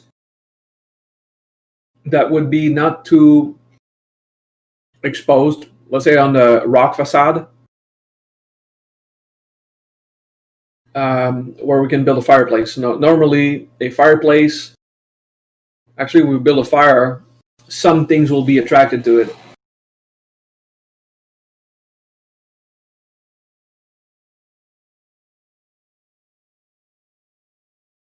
Yeah, fire is always 50-50. It scares away some things and attracts others. Yeah, and our smell will attract whatever's afraid of fire. But the fire will attract whatever's not afraid of fire. Because it's a sign of life. Yeah, and you gotta remember here, okay? So like every creature has been like reshuffled on the whole like food chain. So like, wolves have learned to be afraid of men with their fire and their guns and everything, right? Yeah. But what if dire wolves were real? How afraid would they be? Okay, probably still dire wolves. But by the time you're getting up into like, some of these mythical creatures, like to them, fire is like, oh, there's dumbass travelers over by that fire that I should go eat. Yeah, exactly. So to them, it's actually like a homing signal for food rather than like a warning of potential danger. Yeah, the real problem is there. Okay. Before the sun goes down, I don't want to do it during the night. I want to do it while we still can see. I want to scout out a large tree that we could climb up. Because I'm a thinker, I could strap up our bedrolls in a way that we would not fall, like hammocks. Sure. All right, so you roll survival to see if you can find a tree. Yeah, it's not advantage because right, neither advantage nor disadvantage, right? Yeah, it's just my rolls are set to automatic advantage. I remembered. I thought I had a couple more days. You wanted a bonus session, so gotta be a little understanding that I didn't quite get to everything just yet. Absolutely. I love that you can just whip up something and it's a walk in the park and it's cool. Yeah, oh, absolutely. Like that's, more than anything, I always tell people like my strength as a dungeon master is in my ability to weave together a story and keep things engaging and interesting, even like when you throw curveball after curveball at me. Yeah. So, you find a tree, obviously, meta knowledge, that a 13 isn't like the greatest roll you could have made, but I can tell you that it's sufficient to find something that you can, rig up your bed rolls to be able to sleep off the ground. Yeah. So it's going to be cold tonight because we don't have fire. But no fire and you're up in the air, so no warm ground either. Yeah, no cover. But I doubt that anything, if anything smells, it smells at the level of the ground. So if I'm upwind to something, it will be a long time before it reaches the ground for anything that wants to eat us. I'm thinking survival here. Being up in that tree is still the wisest thing. It's the tree that I found that made the most sense in this immediate area. Yeah, absolutely. So 13 can mean my failure as a skill, but it can also mean it wasn't there. There was no Right. option. Right. No, absolutely. Like it could mean that was the best tree there, or it could mean that like you missed a better tree. But either way, you know, Yeah, it's good enough. yeah, yeah. I mean, we can strap up and say it's going to be cold, and probably Jurgen will have, I don't know, Constitution roll or whatever, or even me. I don't know how you're going to treat it, but He we're going to might try to he might do. be exhausted tomorrow. Yes. Yeah. So we have to try it. I mean, All right. So all right, climb on up in this tree, Heinrich. oh yeah, that's true. I have to climb up too. Yeah. All right. The torch will be put down, so I will see nothing, but it will be close to me, so I can reopen it at any time. Yep. Yep. Yep. All right. So you can go ahead and spend your hit dice like you're taking a short rest. Because, like, that's basically the first part of a long rest every time. Is like a short rest where you spend your hit dice just in case you get interrupted. Because you're going to get them Yeah, yeah. all back once you long rest anyway, you know. Unless you use Oh, on the the rest, gritty we get all rules. our hit dice back. Yeah, a long rest you get all your hit dice back unless you use the gritty rules, which I like, which is you get 1 hit dice back per day. Yeah, your choice. Well, I mean, it's your game. I don't want to make you play in a style that you're not going to have fun with. You know, like, I'm the DM. It doesn't affect me. So, Yeah. you What the know, rules is written? the rules as written is you get all of your hit dice back during a long rest. Then let's do this, Okay. because the rules are written usually try to be somewhat balanced, and because I'm Yeah, 5th edition is a little bit of a hand-holding kind of game where, like, it's really hard to die. Like, okay. as long as you have 1 hit point, you can pretty much survive just about anything. And so, Yeah. you know, some people do have like an agreed upon set of grittier rules that, you know, kind of make things a little more challenging. But I can tell you, you know, you don't have to feel like you need a challenge. Like if you want, you know, to play rules as written, that's fine with me. It's the fact that I'm solo with no healing ability. It's If pretty challenging as is, yes. Yeah, so that's why. Yeah. Otherwise, I would say, yeah, I accept. I understand. No, it's totally So cool. So you I get back spend 6, and then you can spend up to 2 more if you want, because, like I said, you're going to get them back. So. so 8. Yeah, I'm gonna stop it there. Oh, hedging your bets. So now you have enough hit points, but still a hit dice left in case you need some healing later on. Yeah, in case I have a short rest, shit happens, and then I only have a short rest again. Yep. Yep. And you seem to be almost like Nostradamus in your prediction, because in the middle of the night you hear a loud screeching noise. Stay silent, I whisper. You see dark wings flapping overhead. To the moonlight. Does it look far or close? Close. All right.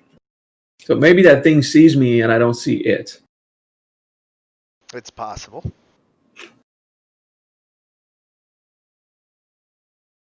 I'm gonna ready an arrow.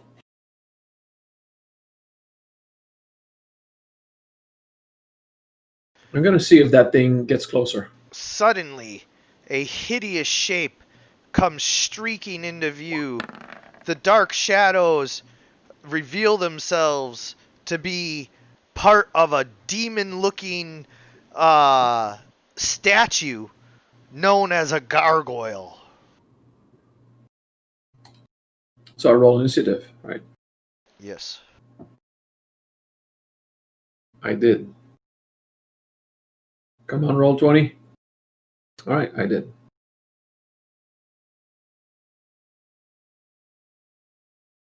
The gargoyle dives down towards your tree, sniffing for any sign of life. It cannot quite detect you, and so it is just flying around. It knows it heard something, though. So I already told Jurgen to stay silent, so I just do that. And I try to be as discreet as possible while keeping my arrow pointed at it. So that's going to be a ready action.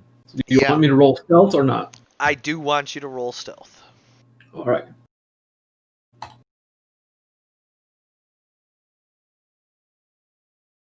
You manage to remain hidden from the gargoyle.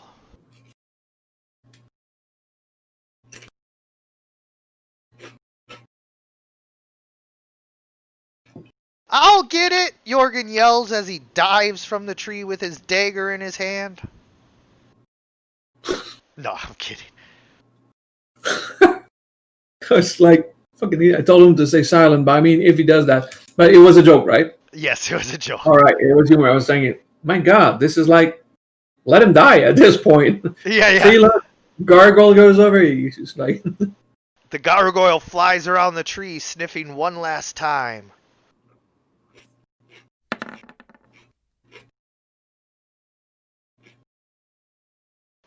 One last stealth check. Oh, the gargoyle thinks it hears something and flies up into the branches. You get your ready to action. all right. Nope, not the rapier. The readied longbow.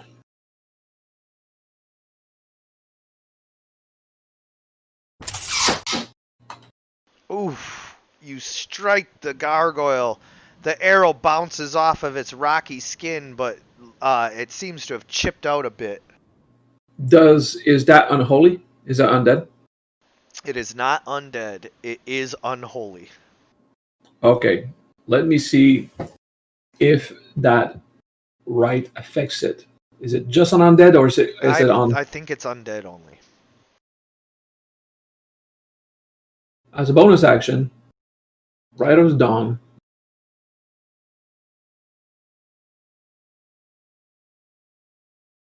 Weapon deals one additional Hemocraft dice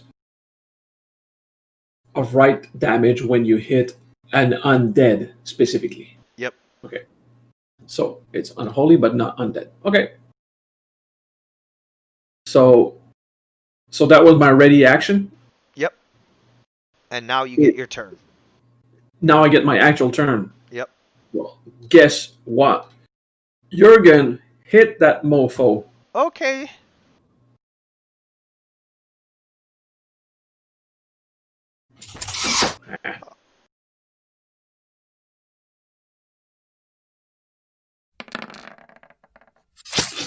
Oh, I didn't do so good, sir.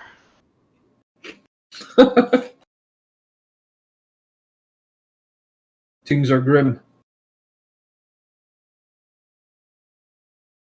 Oh yeah, enter. The gargoyle flies up and tries to grab Jorgen.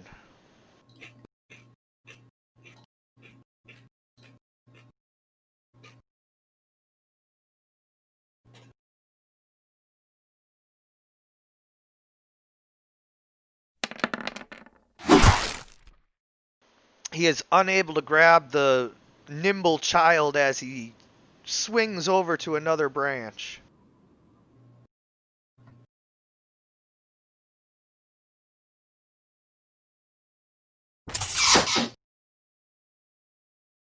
You strike the gargoyle's rocky skin. It seems like it's doing damage, but just not a lot.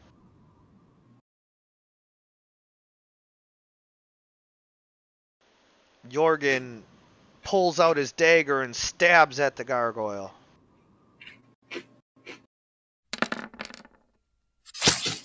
Well, that didn't work neither. Well, actually, the gargoyle seems to be within reach of dagger and rapier, so I might switch.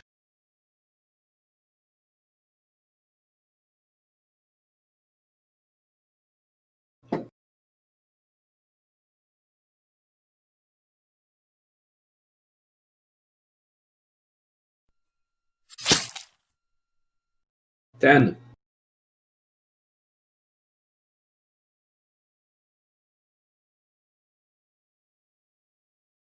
It's not your turn yet. Hmm? It's not your turn yet. You Oh. you already tried to loose your arrow at him. Okay. I tried to grab Jorgen again.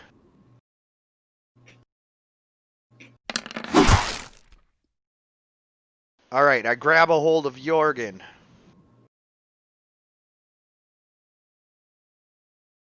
Now I switch and I befazzle this mofo.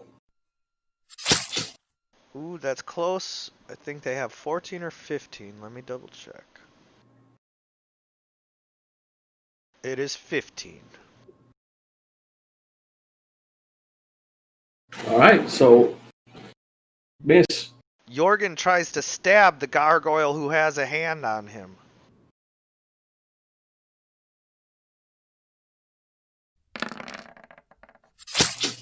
Missing. The gargoyle disengages and flies off with Jorgen.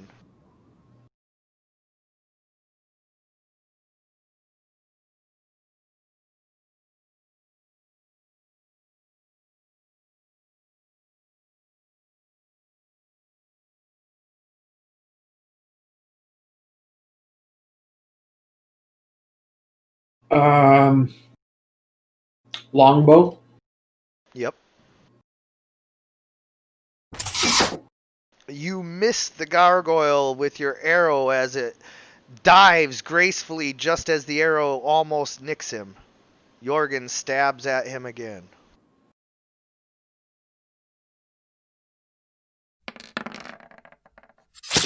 Dealing 3 piercing damage, the gargoyle screams in pain and almost drops Jorgen, but manages to hang on and keep flying.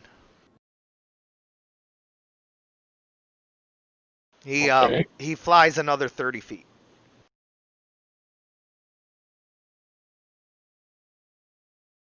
Yeah, you'll be off the map if you do it. The longbow has good range, so I'm just gonna hope to finish off this guy. That's it. I mean, there's no way I can recuperate Jorgen. Yeah. And so as he flies off in the distance, you look and you see the branch by where Jorgen was has a small patch of grayish goo that must be this creature's blood, and you know that you wounded it, and it will leave a trail of blood, and you will have to track it down if you want to save young Jorgen's life. Will Heinrich set off in search of Jorgen, or is this the last we have seen of the young lad? Tune in next time on Shadows of the Past to find out. Thank you for playing. Thank you anyone who's watching. And as always, everyone, good gaming.